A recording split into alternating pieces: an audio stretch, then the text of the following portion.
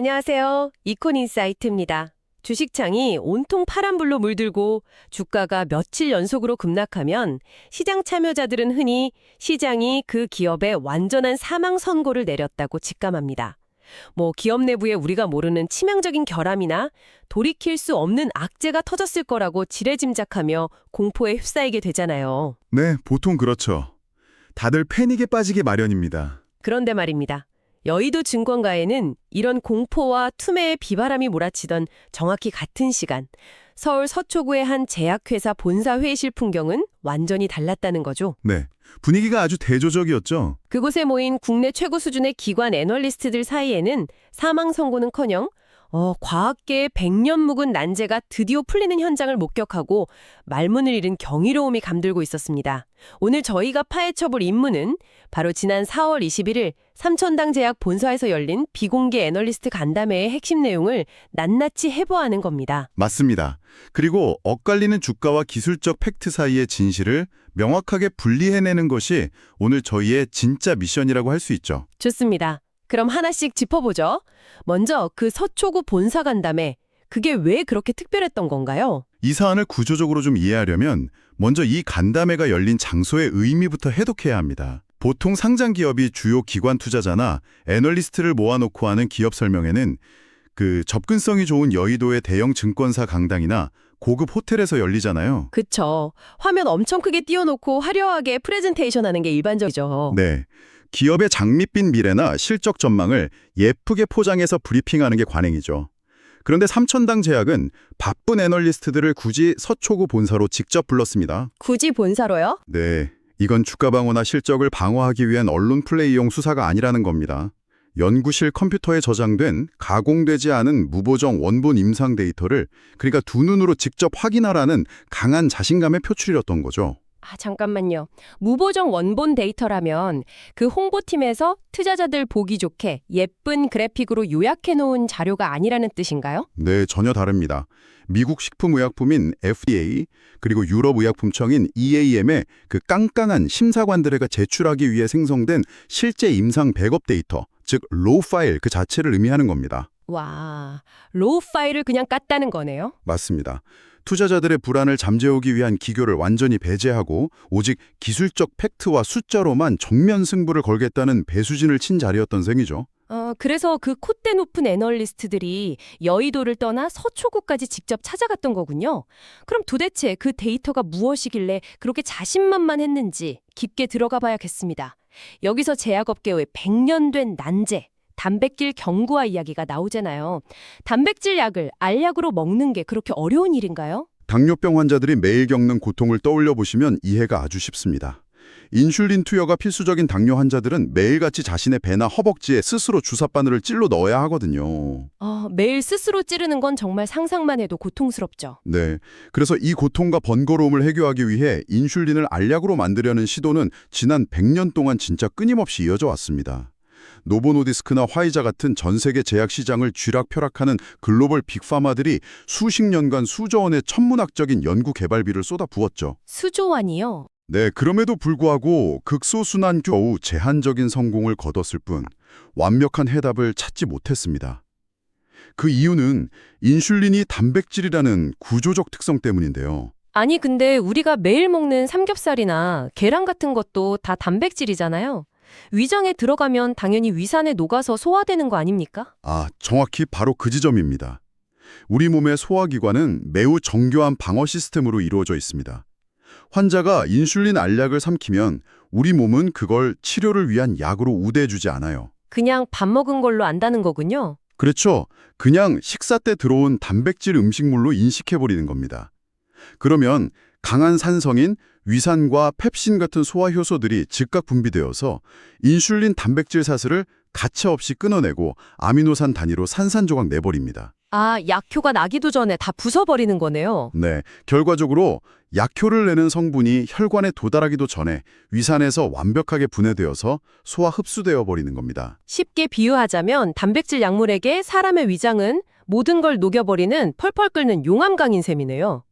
약효를 발휘하려면 이 용암강을 무사히 건너서 반대편 장벽 너머로 가야 하는데 지금까지 제약사들이 만들어낸 알약들은 그냥 종이배 수준이었던 겁니다. 네, 맞습니다. 띄우자마자 용암에 닿아서 흔적도 없이 타버렸던 거죠.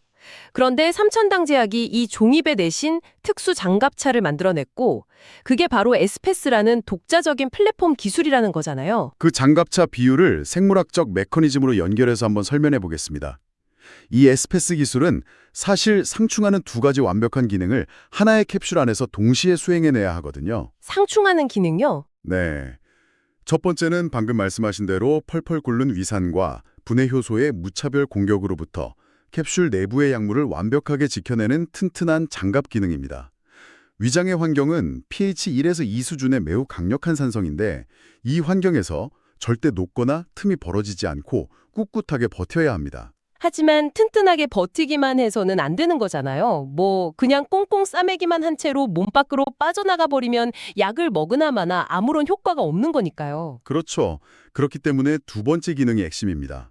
위를 무사히 통과해서 소장이라는 목적지에 도달하면 환경이 완전히 변하거든요. 어떻게 변하죠? 소장은 pH가 중성에서 약 알칼리성으로 바뀌게 되는데 에스페스는 바로 이 미세한 주변 환경의 pH 변화를 물리화학적으로 감지해냅니다.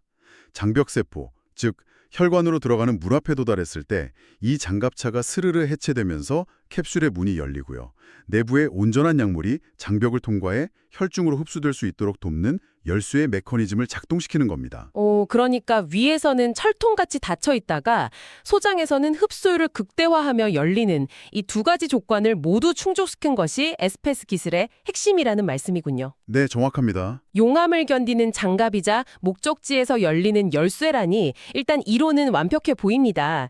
그런데 4월 21일 간담회에서 도대체 어떤 데이터를 공개했길래 이 이론상의 장갑차가 실제로 우리 몸속에서 굴러간다고 애널리스트들을 단번에 납득시킨 건가요? 그 현장에서 판도를 바꿀 두 가지 핵심 데이터가 시각적으로 공개가 되었습니다. 첫 번째는 방금 설명해드린 에스페스 기술이 적용된 경구용 인슐린의 약동학 데이터입니다. 약동학이요? 네, 약동학이란 쉽게 말해서 약물이 인체에 투여된 후에 어떻게 흡수되고 또 혈중 농도로 어떻게 변하며 또 어떻게 배출되는지를 시간 단위로 측정하는 과정을 말하는데요. 약이 몸에서 어떻게 움직이는지 보는 거군요. 맞습니다. 이 약동학 그래프를 보면 알약으로 먹은 인슐린이 기존 주사제로 맞았을 때와 거의 동등한 수준의 혈중 농도와 흡수 속도 궤적을 똑같이 그려냈습니다. 단순히 실험실에서 캡슐이 안 녹았습니다. 이런 정도가 아니라는 거죠. 실제 몸 안에서도 주사랑 똑같이 작동했다는 거네요? 네, 실제 인체 환경에서 주사제와 똑같이 혈당을 조절할 수 있는 유효 농도에 도달했다는 것을 실증한 겁니다. 나아가서 이 무보정 원본 데이터가 현재 유럽의약품청인 EAM에 실제 임상 신청 자료로 제출되었다는 사실까지 확인시켜 주었죠. 와, 글로벌 제약사들이 100년 동안 매달렸던 난제를 해결했다는 주장이 그냥 홍보용 멘트가 아니라 심사기관에 제출된 진짜 팩트였다는 거군요. 여기서 자연스럽게 다음 질문이 떠오르는데요. 만약 이 장갑차가 인슐린을 안전하게 옮길 수 있다면 굳이 인슐린 하나만 태울 필요가 없잖아요. 다른 비싼 약들도 다 알약으로 만들 수 있지 않나요? 정확한 지적입니다. 바로 그 가능성을 증명한 것이 두 번째로 공개된 리벨서스의 제네릭, 즉 복제약 데이터였습니다. 리벨서스요? 네, 리벨서스는 일론 머스크 같은 유명 인사들이 투약해서 전 세계적으로 열풍을 일으킨 위고비의 성분, 즉 GLP-1을 먹는 알약 형태로 만든 당뇨 및 비만 치료제입니다. 노보노디스크의 매출을 견인하는 초대형 블록버스터 약물이죠. 그 유명한 비만 치료제 말씀이군요. 맞습니다. 삼천당 제약은 이 리벨서스의 복제약을 개발해냈는데 여기서 중요한 건 단순한 성분 카피가 아니라는 점입니다. 그럼 뭐가 다른 건가요? 매우 깐깐한 미국 FDA의 가이드라인에 맞춰서 자사에서 개발한 약물이 사람의 몸속에서 오리지널 리벨서스와 완전히 동일하게 흡수되고 작용한다는 이른바 생물학적 동등성을 완벽하게 입증하는 방대한 임상 수치를 제시했습니다. 생물학적 동등성이요? 네, 더불어서 이 자료가 미국 FDA 사전 허가 신청, 즉 프리안다 심사에 공식적으로 제출되었다는 사실까지 그 현장에서 공표를 했습니다. 아, 잠깐만요. 여기서 제가 일반 투자자의 시각으로 약간 날선 질문을 하나 던져보겠습니다. 지금 설명하신 내용만 들으면 이거 거의 노벨상 후보 아닙니까? 100년 묵은 인슐린 주사를 먹는 알약으로 바꾸고 전 세계가 열광하는 비만 치료제와 똑같은 약효를 증명해서 FDA에 서류까지 넣었습니다. 네, 엄청난 성과죠. 그런데 데이터가 이렇게 완벽하고 거대한 혁신이라면 왜 간담회가 끝난 지금 이 순간 여의도 증권가에서는 환호성이 터지지 않습니까? 당장 매수 추천 리포트가 막 도배되어야 정상인데 시장은 기묘할 정도로 조용하단 말이죠. 회사 측에 공개한 데이터에 우리가 모르는 치명적인 결함이 있거나 아니면 실현 불가능한 과장이 섞여 있는 건 아닐까요? 아주 매우 합리적인 의구심입니다. 시장의 침묵이 길어지면 투자자들은 아무래도 불안해질 수밖에 없죠. 하지만 이 침묵의 구조적인 이유를 좀 살펴보면요. 오히려 이것이 회사가 가진 가장 강력한 무기와 직결되어 있음을 알 수 있습니다. 아, 침묵이 무기라는 말씀이신가요? 네, 애널리스트들의 리포트 발간이 지연되는 가장 큰 이유는 바로 간담회에서 공개된 데이터의 질과 양 때문입니다. 요약 정리된 몇 장짜리 파워포인트 브리핑이 아니라 앞서 말씀드린 대로 FDA와 EAM의 전문 심사관들을 들여다보는 수만 개의 숫자와 그래프가 담긴 로 데이터였거든요. 어마어마한 양이겠네요. 그렇죠. 아무리 업계 최고 수준의 바이오 애널리스트라 할지라도 이 방대하고 고도로 전문적인 임상 지표들을 단 몇 시간 만에 훑어보고 즉흥적으로 이거 초대형 혁신 기업이다. 당장 매수하라. 이런 리포트를 써낼 수는 없다는 겁니다. 아, 그러니까 데이터를 의심해서 조용한 게 아니라 그 데이터가 너무 방대하고 전문적이라서 꼼꼼히 검증하고 번역할 시간이 필요하다는 뜻이군요. 네.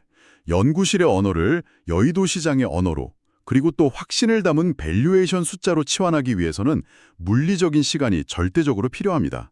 게다가 지금 삼천당 제약은 과거 공시 지연 등의 문제로 인해 벌점을 안고 있는 상태거든요. 아, 그런 배경이 있었군요. 네, 그래서 회사 측에서도 작은 말실수나 과장된 수치 하나가 매우 치명적인 제재나 신뢰 하락으로 돌아올 수 있는 아주 민감한 상황입니다. 그렇기 때문에 섣부른 언론 플레이로 며칠짜리 단기 주가를 부양하는 대신에 애널리스트들이 충분한 시간을 두고 철저히 교차 검증을 마친 뒤 내놓는 그런 확신찬 리포트가 시장 전체에 훨씬 무겁고 구조적인 신호를 줄 수 있다는 것을 양측 모두가 인지하고 있는 겁니다. 어설픈 칭찬보다 무거운 팩트 검증의 시간을 거치고 있다는 뜻이네요. 그런데 제가 듣기로는 이 간담회에서 참석자들의 입을 진짜로 떡 벌어지게 만든 가장 거대한 한방은 인슐린이나 리벨서스가 아니라 따로 있었다고 들었습니다. 네, 현장에서 가장 강렬한 탄성을 이끌어낸 세 번째 데이터가 있었습니다. 바로 키트루다의 경구화 기초 데이터였습니다. 키트로다요? 네, 키트루다는 전 세계 매출 1위를 굳건히 지키고 있는 블록버스터 항암제입니다. 연 매출액만 우리 돈으로 무려 30조 원이 훌쩍 넘어가는 현대의학에서 가장 거대하고 중요한 약물이죠. 30조 원이요? 엄청나네요. 네, 이 키트루다가 왜 문제냐면 일반적인 단백질이 아니라 엄청나게 거대한 항체 의약품이기 때문입니다. 분자의 크기나 질량을 나타내는 단위로 달톤이라는 것을 쓰는데요. 앞서 100년 난제라고 했던 인슐린의 분자량이 약 5,800달톤입니다. 반면에 키트루다는 무려 14만 9천 달톤에 달하죠. 아, 숫자가 갑자기 너무 커져서 체감이 잘 안 되는데 그 골프공 하나를 삼키는 문제로 100년을 고민했다면 갑자기 볼링공만한 걸 삼키겠다는 얘기로 들리는데요. 네, 아주 정확한 비유입니다. 인슐린보다 거의 25배 이상 무겁고 그 구조는 수백 배 이상 복잡하게 얽혀있는 거대한 덩어리거든요. 물리적으로 크기가 이렇게 거대해지면 단순히 위산을 견디는 문제를 넘어서서 소장의 장벽세 포문을 통과하는 것 자체가 사실상 불가능에 가까워집니다. 장갑차가 아무리 튼튼해도 문을 통과할 수가 없다는 거군요. 그렇죠. 인슐린 알약 하나 만드는데 100년이 걸렸는데 이 거대한 항체 덩어리를 에스페스 장갑차에 태워서 위산을 무사히 통과시키고 혈중으로 흡수시켰다. 이건 정말 제약 생명공학의 물리적 한계를 뛰어넘는 완전히 다른 차원의 이야기인 겁니다. 그러니까 작은 상자에 모기 한 마리를 안전하게 담아 옮기는 기술을 완성한 줄 알았더니 회사 측에서 갑자기 이 상자 기술로 코끼리도 담아서 배달할 수 있습니다라고 증명해 보인 거네요. 네, 비록 초기 기초 데이터 수준의 공개이긴 했지만 이 거대한 단백질조차 캡슐 형태로 만들 수 있다는 물리적 가능성을 눈으로 직접 확인한 순간 그 현장의 전문가들 사이에서는 이것이 상용화된다면 한다면 제약산업의 룰 자체가 완전히 바뀔 수 있다는 반응이 터져나올 수밖에 없었던 겁니다. 이 대목에서 저는 과거 화이자의 비아그라 사례가 떠오릅니다. 비아그라의 핵심 성분은 원래 협심증 치료제로 개발되던 심장약이었잖아요. 네, 맞습니다. 혈관을 확장하는 원리였죠. 그런데 그 약이 먹는 알약이라는 극강의 편리한 형태로 대중 앞에 등장하면서 이점에는 존재하지도 않았던 거대한 라이프스타일 의약품 시장을 폭발적으로 열어젖혔습니다. 암 환자들이 독한 항암 투여를 위해 며칠씩 입원실을 잡고 링거바늘로 꽂은 채 고통받는 대신에 집에서 물 한 컵에 키트로다 알약을 털어넣는 시대가 올 수도 있다는 거잖아요. 정말 상상만 해도 획기적인 변화죠. 투여 방식이 주사에서 알약으로 바뀐다는 건 단순히 환자의 선택지가 하나 늘어나는 수준이 아니라 인류의 삶의 질과 의료 시장의 경계를 완전히 파괴하고 새롭게 그리는 스케일 같습니다. 자, 기술의 파괴력은 여기까지 충분히 짚어봤고요. 그럼 가장 중요한 현실적인 이야기로 넘어가 보죠. 기술이 이렇게 엄청나다는데 당장 주식창을 보면 주가는 계속 미끄러지고 있단 말입니다. 일반 투자자는 이 간극을 어떻게 받아들여야 합니까? 이 부분을 정확히 보려면 현재 시장을 누르고 있는 수급의 문제와 기업 고유의 펀더멘털을 철저하게 분리해서 해석해야 합니다. 최근 주가를 짓누르는 가장 큰 원인은 기업의 임상 데이터에 무슨 결함이 발견되어서가 절대 아닙니다. 그럼 이유가 뭔가요? 시장 전반의 선물지수 하락이나 파생상품 가격 변동에 연동되어서 기계적으로 쏟아져 나오는 손절 물량, 즉 로스컷 때문입니다. 사람이 판단해서 파는 게 아니라 시스템이 특정 가격 조건에 맞춰 기계적으로 매도 버튼을 눌러버린다는 뜻인가요? 그렇습니다. 기관들의 알고리즘 매매나 개인들의 빚을 낸 신용 물량이 담보 비율을 맞추지 못해서 반대 매매로 강제 청산되는 과정인 거죠. 이런 기계적 매도 시스템은 회사의 에스페스 기술이 인슐린 난제를 풀었는지, 키트로다 기초 데이터가 얼마나 혁신적인지 같은 이런 펀더멘털을 전혀 고려하지 않습니다. 그냥 숫자만 보고 던지는 거군요. 네, 오직 설정된 가격선이 무너지면 기계적으로 물량을 뱉어낼 뿐입니다. 꽉 찬 방 안에서 누군가 넘어지면 도미노처럼 우르르 무너지는 것과 같죠. 그나마 다행인 점은 이렇게 기업 가치와 무관하게 수급 고점으로 출하된 로스컷 물량은 보통 시장에서 며칠 내로 아주 빠르게 소화되면서 안정을 찾는다는 특징이 있습니다. 알기 쉽게 정리해보면 지금의 주가 하락은 거대한 바다를 항해하는 배를 일시적으로 거칠게 흔들어대는 수급이라는 파도에 불과하다는 거군요. 아주 적절한 비유입니다. 배가 파도에 흔들려서 멀미가 날 수는 있지만 그 배를 앞으로 밀고 나가는 가장 밑바닥의 엔진, 즉 에스페스라는 기술 엔진은 고장나거나 꺼지지 않고 맹렬하게 돌아가고 있다는 뜻이네요. 그럼 이 일시적인 파도가 거치고 나면 앞으로 시장의 시선은 어디를 향하게 될까요? 다가올 모멘텀이 있습니까? 당연히 앞으로 다가올 굵직한 일정들로 시장의 시선이 이동할 것입니다. 당장 5월과 6월 두 달 동안 중요한 모멘텀들이 순차적으로 쫙 대기하고 있습니다. 우선 5월 중순에는 1분기 실적 발표가 있습니다. 실적 발표가 있군요. 네, 4월 간담회에서 철저하게 실적에 대한 멘트를 아꼈던 만큼 실제 재무제표의 숫자로 회사의 기초 체력을 증명해내는 첫 번째 냉정한 관문이 될 것입니다. 하지만 진짜 중요한 메인 이벤트는 6월에 있습니다. 6월에는 어떤 일정이 기다리고 있나요? 바로 글로벌 NDR, 즉 넌딜 로드쇼입니다. 넌딜 로드쇼가 정확히 뭔가요? 자금 조달을 목적으로 하지 않고 순수하게 기업의 가치와 비전을 설명하는 자리입니다. 4월의 서초구 간담회가 국내 기관 애널리스트들을 상대로 우리의 기술 데이터가 진짜다라는 것을 아주 프라이빗하게 검증받은 자리였다면 6월의 글로벌 NDR은 체급과 무대가 완전히 다릅니다. 스케일이 다르군요. 네, 국내뿐만 아니라 해외 대형 기관 투자자들과 글로벌 제약사 관계자들까지 모두 모아놓고 이 검증된 에스페스 기술을 이용해서 어떻게 수익을 낼 것인지, 글로벌 빅파마들과의 파트너십 가능성이나 라이센스 아웃 같은 상업적 비즈니스 모델을 전 세계를 향해 공식적으로 선포하는 자리가 될 것입니다. 4월의 기술 검증, 5월의 냉정한 실적 확인, 그리고 6월의 글로벌 상업화 선포가 톱니바퀴처럼 완벽하게 맞물려 돌아가는 구조인 셈이죠. 네, 흩어져 있던 복잡한 정보들이 이제 하나의 뚜렷한 구조로 머릿속에 정리되셨을 거라 생각합니다. 오늘 핵심만 다시 짚어드리면 첫째, 4월 21일 비공개 간담회는 주가 방어가 아닌 FDA와 EAM 제출형 원본 데이터를 통해 에스페스 기술을 직접 검증받은 자리였다. 둘째, 인슐린, 리벨서스를 넘어 초거대 항암제, 키트루다까지 경부화할 수 있는 엄청난 상업적 파괴력이 데이터를 통해 입증되었다. 셋째, 일시적인 기계적 수급 불안정을 넘어서면 5월 실적 발표와 6월 글로벌 대형 기업 설명회라는 거대한 모멘텀이 순차적으로 대기하고 있다.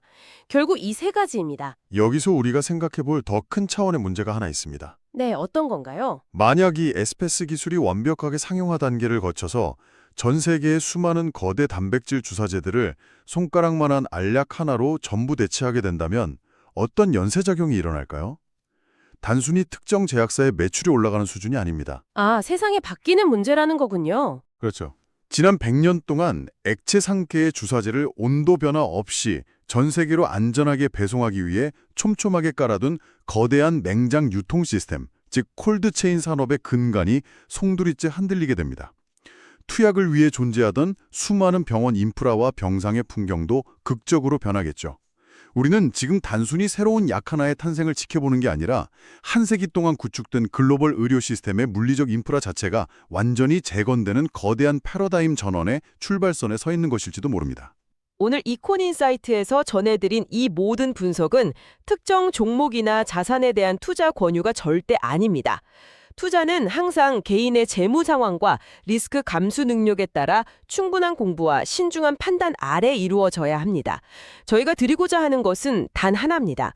복잡하게 돌아가는 국내외 경제의 구조를 이해하는 눈, 그 눈을 갖추는 데 필요한 정보와 시각입니다.